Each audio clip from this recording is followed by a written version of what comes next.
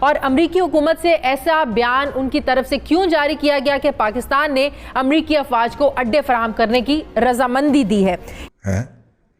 اس کا مطلب ہے کہ اڈے دیے جا چکے ہیں، اس کا تو یہی مطلب نکلتا ہے۔ اب اس کے اوپر پورے ملک کے اوپر ہاہاکار مچ گئی کہ جناب اس کا مطلب ہے کہ ہم نے اڈے دے دیے ہیں۔ وہ تو امریکنز کے حوالے ہو چکا ہے اور وہاں پہ امریکنز آ چکے ہیں۔ جو ہمیشہ سے ہم سنتے آ رہے ہیں کہ پاکستان جو ہے وہ امریکہ کی بوٹ پالش کرتا رہتا ہے۔ امریکی ایک اسٹینڈنگ کمیٹی تھی ان کی پارلیمنٹ کی، اس کے سامنے پینٹاگون کے نمائندے نے جو پیش ہو کے دی اسٹیٹمنٹ، اس اسٹیٹمنٹ کے اندر کہا گیا کہ پاکستان امریکہ کے لیے افغانستان کی طرف رسائی کی سہولیات جو ہیں وہ جاری رکھے گا، ٹھیک ہے، ہوائی اور بری سہولیات۔ میں اس کا اردو ترجمہ جو ہے جو میرے ذہن میں آیا فوری طور پہ انور اقبال صاحب کی خبر کا، اور انہوں نے یہ پہرا کوٹ کیا ہوا تھا، جاری رکھے گا۔ جاری رکھے کا مطلب کیا ہوا؟ اس کا مطلب ہے کہ پہلے کوئی چیز ہو چکی ہے اور وہ جاری ہے اور اس کو روکے گا نہیں، جاری رکھے گا۔ اس کا مطلب ہے کہ اڈے دیے جا چکے ہیں، اس کا تو یہی مطلب نکلتا ہے۔ اب اس کے اوپر پورے ملک کے اوپر ہاہاکار مچ گئی کہ جناب اس کا مطلب ہے کہ ہم نے اڈے دے دیے ہیں۔ اب یہ جو اڈے دے دیے ہیں اور جاری رکھے گا، اس بات کو اگر ہم تھوڑا سا آگے لے کے جائیں تو سوشل میڈیا پہ جو ہیں سول سپریمیسی کے لیے برسر عمل جو ہیں، برسر پیکار جو ہیں ایک ہمارے دوست ہیں، سوشل میڈیا فرینڈ ہیں، راجہ وسیم صاحب، ریٹائرڈ کرنل ہیں، انہوں نے پچھلے دنوں ایک ٹویٹ کی تھی، اور اس ٹویٹ میں انہوں نے کہا تھا کہ آپ آج جیکب آباد ایئرپورٹ پہ، جیکب آباد کی پورٹ کے اوپر اپنے ایک امریکی دوست کو مل کے آ رہا ہوں اور میری تو آنکھیں کھلی کی کھلی جائے گی، کوئی اس طرح کی ان کی ٹویٹ تھی۔ تو جب ان سے میں نے ان باکس میں پوچھا تو انہوں نے کہا کہ وہ تو امریکنز کے حوالے ہو چکا ہے، یہ اس خبر سے کوئی 1 ماہ پہلے کی بات ہے اور وہاں پہ امریکنز آ چکے ہیں، اور اب ظاہر ہے کہ وہ سوشل میڈیا پہ تو ان کو اتنی پذیرائی نہیں ملی کہ وہ ایک ایشو بن جاتا، لیکن ہمارے لیے یہ ایک بڑی اہم بات تھی۔ اچھا، ایک بات نوٹ کر لیں، اور وہ بات یہ ہے کہ اگر ہم دیکھیں تو شمسی ایئرپورٹ جو ہے اور جیکب آباد ایئرپورٹ یہ پہلے زیر استعمال رہ چکی ہیں، جب 9/11 کے بعد حملہ کیا تھا نا انہوں نے، ٹھیک ہے، وہ رہ چکی ہیں۔ اچھا، اب جو ہے وہ صرف جیکب آباد کی بات سننے میں آ رہی ہے۔ MLN کے ڈاکٹر احسن اقبال صاحب جو ہیں، سیکرٹری جنرل بھی ہیں اور MNA بھی ہیں، انہوں نے بھی اس کا مطالبہ کیا ہے کہ بھائی جان یہ بتایا جائے کہ آپ نے کب دیے تھے اور کیوں دیے تھے۔ اس کا مطلب ہم بیسز دے چکے ہیں، اور بیسز دے چکے ہیں وہ فل فلج وار کے لیے نہیں دیے ہم نے، کس لیے دیے ہیں؟ ڈرون آپریشن کے لیے دیے ہیں، بیسز نہیں دیے، بیس دیا ہے، ٹھیک ہے۔ امریکن جو ہیں وہ ایک ہی چاہتے ہیں، انہیں زیادہ کی ضرورت بھی نہیں ہے، وہ چاہتے ہیں افغانستان کے باہر بیٹھے ہیں، جب بھی یہ جو ہے اشرف غنی صاحب گرنے لگے تو وہ ان کی مدد کو پہنچ جائیں اور طالبان کو بمباری کر کے جو ہے ان سے دور رکھیں، ان کو گرنے سے بچائیں، یوں وہاں پہ ایک بد امنی کی فضا رہے۔ پاکستان نے ایک بار پھر امریکہ کو جو ہے وہ ایئر بیس دے دی ہے، یعنی کہ فوجی اڈے، جو ہمیشہ سے ہم سنتے آ رہے ہیں کہ پاکستان جو ہے وہ امریکہ کی بوٹ پالش کرتا رہتا ہے، اور پاکستان جو ہے وہ ہمیشہ سے ایک طرح کا جسے کہتے ہیں نا کہ بغیر کسی سرٹیفکیٹ کے، بغیر کسی کوئی چیز ڈکلیئر کیے بغیر ہی ایک طرح کی غلامی ہم نے لکھا رکھی ہے امریکہ کے ساتھ، اور اس کا ایک اور ثبوت جو ہے وہ آ چکا ہے، اور وہ یہ کہ باجوہ صاحب، یعنی کہ آپ جن کو سب آپ لوگ جانتے ہی ہیں، قمر جاوید باجوہ، انہوں نے جو ہے وہ ایک بار پھر امریکہ کو ایئر بیس دے دی ہے،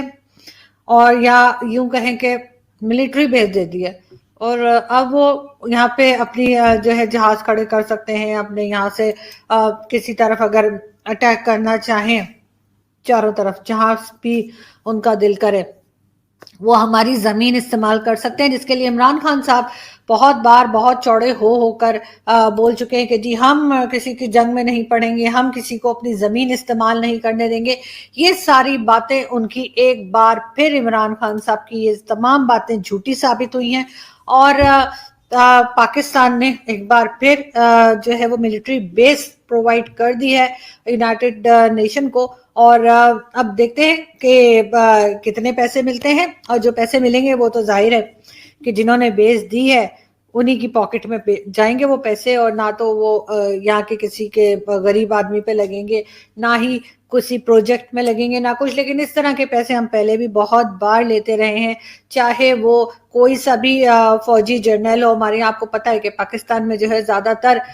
फौजी डिक्टेटर्स ही रहे हैं और फौजी हुकूमतें ही रही हैं, यानी तकरीबन 35 साल से ज़्यादा टाइम, 35 ईयर्स से भी ज़्यादा के टाइम में जो है वो ये फ़ौजी जो हैं जिनको रहना चाहिए बॉर्डर पे, या जिनका काम जो है वो सिर्फ़ और सिर्फ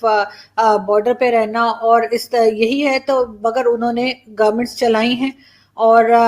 पॉलिटिकल पार्टीज जो आती हैं या जो डेमोक्रेटिक गवर्नमेंट्स आती हैं उनको हटाया है और ख़ुद हुकूमत की है, और अब ये इस बात के इतने आदी हो चुके हैं कि ये कुछ भी इनको बोला जाए ये पीछे हटने को तैयार नहीं है। और हर थोड़े दिन के बाद आप यही देखते हैं कि पाकिस्तान में किसी ना किसी तरीके से जो है वो मिलिट्री रूल आ जाता है। अब चाहे आप कमर जावेद बाजवा साहब की बात कर लेते हैं हम, कि आजकल बाजवा साहब वैसे तो आर्मी चीफ हैं, और बाजवा साहब जो हैं वो सामने से आके नहीं अपने आप को जैसे कहना चाहिए कि उन्होंने गवर्नमेंट नहीं ले रखी, लेकिन कहा यही जाता है कि एक तरह से बाजवा साहब की ही गवर्नमेंट है, और ये इस वक्त भी एक तरह की फौजी गवर्नमेंट ही चल रही है, और इमरान खान साहब सिवाय एक पपेट से ज़्यादा उनकी कोई हैसियत नहीं है। तो इसी तरह से उन्होंने कमर जावेद बाजवा साहब ने जो है एक बार फिर मिलिट्री बेस प्रोवाइड कर दी है यूनाइटेड नेशंस को, और उसके लिए उन्होंने ना तो पार्लियामेंट से पूछने की ज़रूरत महसूस की, ना उन्होंने प्राइम मिनिस्टर से पूछने का ख्याल आया उनको, ना ही उन्होंने हमारे फॉरेन मिनिस्टर जो आजकल डीप पॉकेट्स की वजह से बड़े मशहूर हैं, ना ही उनसे पूछा, किसी से भी उन्होंने पूछने की जहमत नहीं की। और दूसरी तरफ ये लोग कहते हैं कि नहीं जी, आर्मी तो एक सिर्फ इदारा है, और आर्मी जो है वो गवर्नमेंट के अंडर काम करती है और हर बात गवर्नमेंट ही डिसाइड करती है। तो फिर बाजवा साहब ने बगैर किसी से पूछे, बगैर प्राइम मिनिस्टर से, वैसे तो खैर पूछ भी लेते तो प्राइम मिनिस्टर ने कौन सा ना कर देना था, प्राइम मिनिस्टर की इतनी हिम्मत थोड़ी है, ना ही इतनी औकात है कि वो आर्मी चीफ को बोलेंगे नहीं जी सर मैं तो नहीं, मतलब ये तो वही बात हो गई ना, जैसे जब आसिम सलीम बाजवा का स्कैंडल बना था तो इमरान खान साहब की हिम्मत ही नहीं हो रही थी कि वो उनसे कहेंगे जरा रसीदे तो कटो। तो इससे यही बात यहाँ पर है कि इमरान खान साहब की इतनी हिम्मत ही नहीं है कि वो बाजवा साहब से कहें कि जी आप जो है वो मिलिट्री बेस प्रोवाइड ना करें, या हम नहीं देंगे, अपनी ज़मीन को इस्तेमाल होने नहीं देंगे। ऐसा कुछ भी नहीं हुआ। और अमरीकी हुकूमत से ऐसा बयान उनकी तरफ से क्यों जारी किया गया कि पाकिस्तान ने अमरीकी अफवाज को अड्डे फराहम करने की रजामंदी दी है? ये जो अमरीकी मीडिया से जो खबर बाहर निकाली गई है कि पाकिस्तान में पाकिस्तान अपने ज़मीनी और जो हवाई अड्डे देगा अमरीका को अफ़गानिस्तान के ख़िलाफ़ इस्तेमाल करने के लिए, वहाँ के तालिबान के ख़िलाफ़ इस्तेमाल करने के लिए, आपको लगता है ये कोई प्रोपेगेंडा है? जब ऑलरेडी मुआहदा मौजूद है तो क्या कोई नए मुआहदे की तजदीद की गई है? अगर ऐसी बात नहीं है तो अमरीकी मीडिया के जरिए ये बात क्यों बाहर लाई गई? पाकिस्तान इस तरह का ताउन पहले करने की एक बहुत भारी कीमत अदा कर चुका है, जो प्रेसिडेंट मुशर्रफ के दौर में हुआ। अब की जमहूरी हुकूमत आई एम श्योर कि पहली बात है वो इस तरह का ताउन करेगी नहीं। अगरचे हमारी तारीख बहुत गंदी है, सिविल एंड मिलिट्री लीडरशिप ने हमेशा अमेरिका की खुशनुदी के लिए, यही मैं अगला सवाल आपसे करना चाह रही थी कि ऑपोजिशन में रहते हुए हमारे ख्यालात भी और होते हैं, हमारी सोच भी और होती है, क्योंकि हमने अवाम की सोच को अपने ज़ाहिर हक में करना होता है, अपने वोट को मजबूत करना होता है। लेकिन जैसे ही हमने अपनी ये हिस्ट्री हमने अपनी देखी है, जैसे ही जमातें इक़्तिदार में आती हैं, अपनी सोच, अपने रवैये, अपनी पॉलिसीज़ को बदल देती हैं अपने मफाद में। मैं समझता हूँ इमरान खान बाकी रवायती सियासतदानों से बहुत मुख्तलिफ है। इमरान खान इस मसले में कोई ताउन नहीं करेगा जब तक पाकिस्तान की पार्लियामेंट को एतमाद में नहीं लेता, जब तक आर्म फोर्सेस की लीडरशिप को एतमाद में नहीं लेते, तो इस तरह का कोई भी खुफिया मुआहदा इमरान खान नहीं करेगा। और इस वक्त जो माहौल है सोशल मीडिया का, मेरे जैसे लोग भी कम इल्मी के बावजूद मीडिया पे आकर अपनी राय का इजहार करते रहते हैं, तो लोगों के पास इजहार राय के मौके मौजूद हैं। और मैं समझता हूं कि पाकिस्तान की मेजॉरिटी आवाम की इस तरह के ताउन को रेजिस्ट करेगी, اور دوسری بات یہ ہے کہ اس میں پاکستان کا سراسر نقصان ہے، کیونکہ جو بات آپ نے اپنے انٹرو میں کہی، افغانستان میں 9/11 کو جب امریکن فورسز نکل جائیں گی تو ایک خانہ جنگی کی سی کیفیت ضرور ہوگی۔ اس کے ساتھ ساتھ ایک اور اہم ڈیولپمنٹ بھی ہے، اور اہم ڈیولپمنٹ یہ ہے کہ پاکستان کے جو نیشنل سیکیورٹی کے مشیر ہیں معید یوسف صاحب، انہوں نے اپنے امریکی کاؤنٹر پارٹ سے جنیوا میں ملاقات کی، ویانا میں ملاقات کی ہے، اور ویانا یا جنیوا، ہاں دونوں میں سے کسی ایک شہر میں ملاقات کی ہے، اور ان کو پیش کیا ہے کہ جناب جب ہم آپ کی یہ خدمات سر انجام دے رہے ہوں گے تو اس وقت آپ ہمیں یہ کچھ ادا کر رہے ہوں گے۔ وہ تمام محکموں سے بریفنگ لے کے گئے ہیں، اور ان کی طرف سے چارٹر آف ڈیمانڈ، بلکہ چارٹر آف ڈیمانڈ کیا، لسٹ آف ڈیمانڈ اپنے ساتھ لے کے گئے ہیں، وہ انہوں نے امریکیوں کے حوالے کی ہے۔ اور یہ بھی خبر ہے کہ امریکی جو ہے وہ کہہ رہے ہیں کہ بھائی جان کام تو ایڈا بڑا نہیں ہے جنہیں بڑا تسی بل بنا کے بھیج دیتا ہے۔ تو ظاہر ہے کہ ہمارا ایک طریقہ کار ہے کہ ہم جو 500 کا کام ہوتا ہے اس کے پھر 10,000 مانگتے ہیں، تو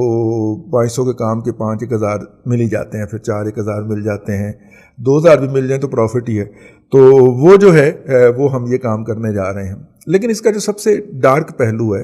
کہ ہم پھر اسی سرکل میں چلے گئے ہیں کہ پاکستان سے ڈرون اور طیارے اڑیں گے، وہ افغانستان کے اندر جا کے تباہی